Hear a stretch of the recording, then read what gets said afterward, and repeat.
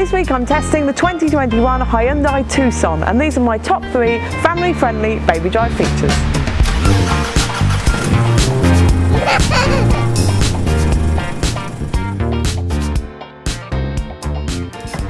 Number 1 is the size of the boot in the new Tucson. It's a 5-seater SUV, but it's got this lovely big boot that can easily fit a double pram and more.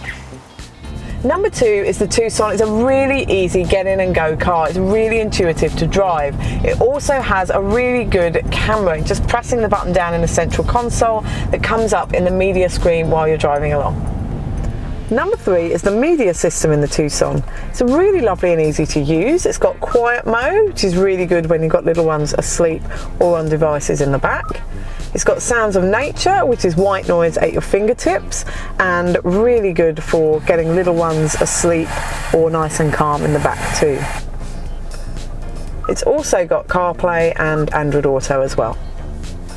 I have loved driving the Tucson with my family this week. To see the full review, go to BabyDrive.com.au.